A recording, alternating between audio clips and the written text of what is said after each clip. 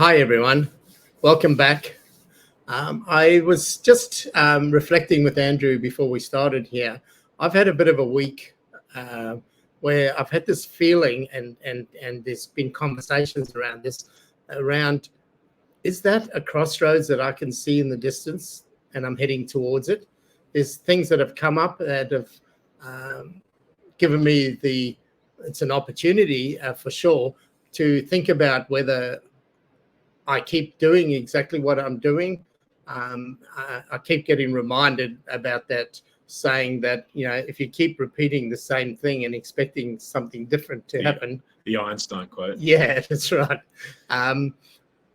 So I've and that's happened with me and in my family over the last couple of weeks.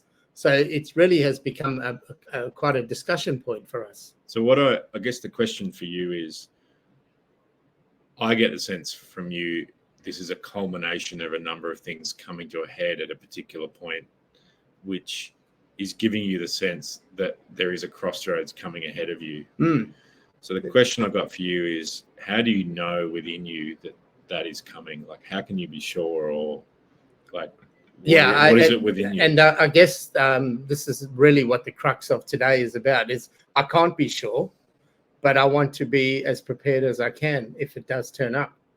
And it may not even, we talked about this too, it may not be a crossroads, it may be just a fork in the road.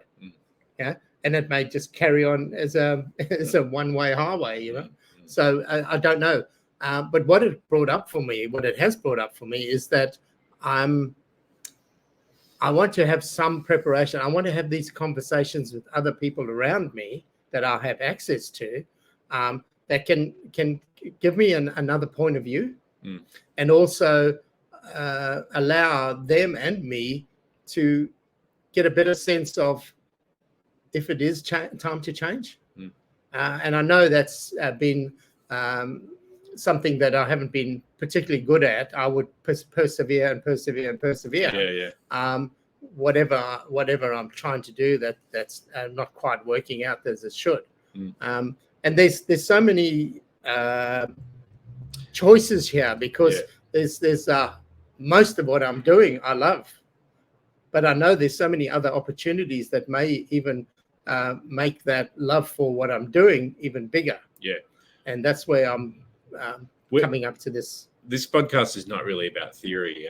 No. Typically, it's often about stories. But actually, bizarrely enough, I'm going to bring in some theory there, because there is so much working against us to let go and say no to something in our lives.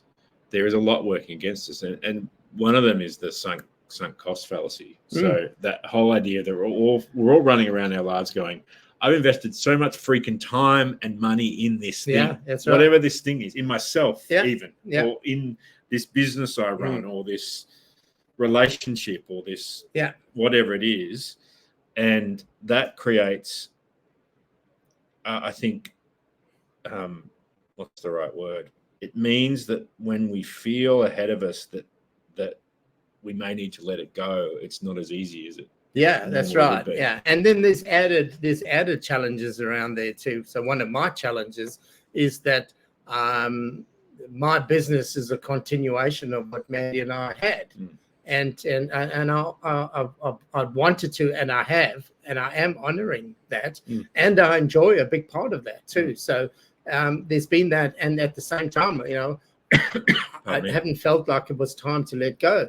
But, we talked about, even with, and I've got no idea about astrology other than what I talk with my daughters about. But there's the shift, the change of season from Pisces to Aries, right? I'm right. Yep. And I've been reading up on that, and there is a lot of changes that are here now. So that's come up as well. But I think that is interesting to ponder upon, in that the sense is that most of the time when we're about to hit a crossroads, the sense of I've had enough of something and I need a change feels like it comes from within us. Maybe it's the outside energy also coming inside you, going, shaking you up a bit, or shaking me up a bit, going, it's time for you to reboot your life a bit, buddy. That's right. Because there's clearly some things aren't working. Yeah. I don't know if it matters whether it comes from inside or outside, but sometimes it won't even almost feel like you're choosing potentially. And because of where I am right now, I can feel that the juggling, whatever it's almost like the plates moving underneath you, aren't they? A bit. And what I'm trying to do right now is talk to as many people as I can to get a sense of when that decision comes, feeling more prepared for it. And prepared is not, I know exactly what I'm going to do, or I know that this is the right thing. It's prepared in that I'm going to be with that, and whatever happens, happens. Yeah. So it's not trying to dictate the consequences either. No. Question for you is, for you, what is it about talking and getting the counsel of others that helps you in this process of moving through a crossroads?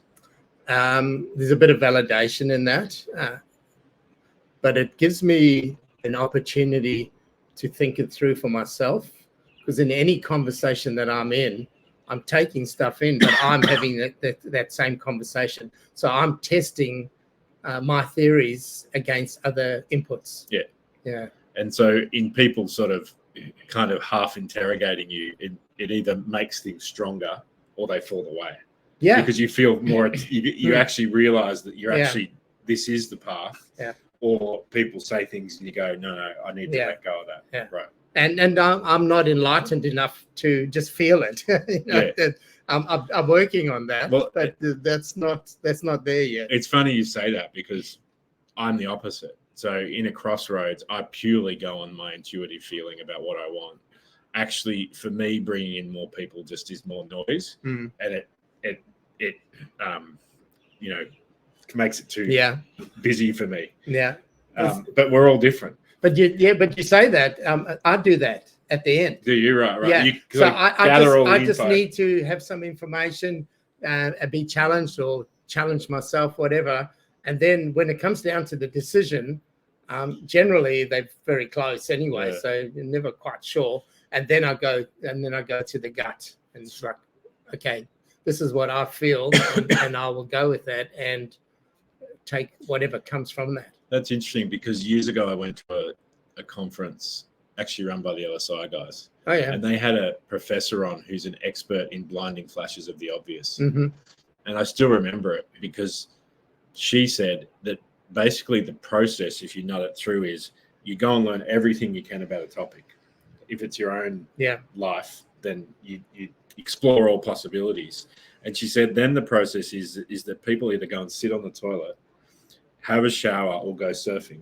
They go to a completely different domain where they allow their brain to decompress from the logic and to access their body and their intuition. Yeah. And out pops some like, you got to do this. Yeah. And that's when you go, aha, that's what it is. But she studied like hundreds of people doing it. Yeah. And that process works for me. The trouble that I have is it's not always aha. Yeah. It's not clear. So how does it come to you then? Well, then I go internal and I go to my intuition. Right. And it's okay. So I've got these two paths. Which one do I? And then I've got to trust myself again. Yeah. So it's almost like I'm not trusting myself in the process, but when I make the decision, I trust myself and I trust the universe to provide, because I'm being open to it. Yeah. Yeah. The other thing for me that I just spoke to Kevin about is there is a lot of, I think a lot can come in these key crossroad moments, and you're making decisions from the reflection around which aspects of your life are giving you most joy. Only that joy takes you out of the mind, it takes you out of this whole things have to be a certain way, and it just simplifies things around it. Are things actually, are they giving me joy? And there are a lot of contemplative teachers, spiritual teachers who talk about this that if we just allowed ourselves to make the next available choice for the thing that gave us joy, then that's kind of what we're here for. Now, our mind kicks in and goes, yeah, but what about money? And what about, and so they're all the things that often you just need to have faith about and belief in. Yeah. And actually by having belief in them, you actually create them in your life. Yeah. But having belief that by following that sense of who I am and that bit that gives me joy and lights me up, that those things will be taken care of, is true trust. Yeah. It's like, you know, it's jumping off the cliff and building the plane on the way down. Yeah. Yeah. And that's in recent years, that's where I'm coming from. I'm actually looking ahead now at, yes, there's a crossroads coming.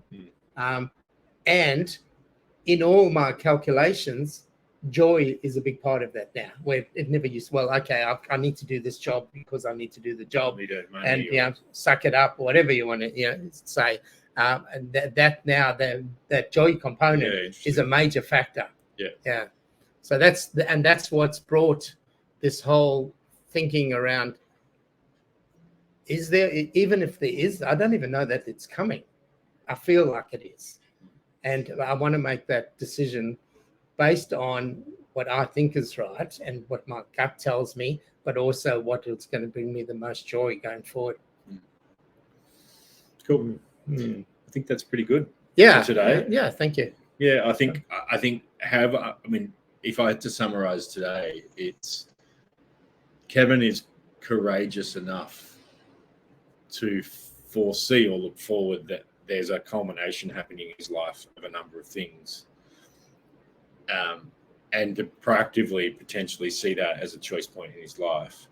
His way of gathering all the information and making an intuitive choice doesn't need to be your way. You could find your own way of processing that, but we've given you a bunch of different options. Yeah. But I think either way, it can be either an internal feeling with you in you, or the external world is kind of bringing you to that point of culmination. It's much better to face it and accept it and work with it. Yeah, that's right. So until next time, thanks for listening and watching.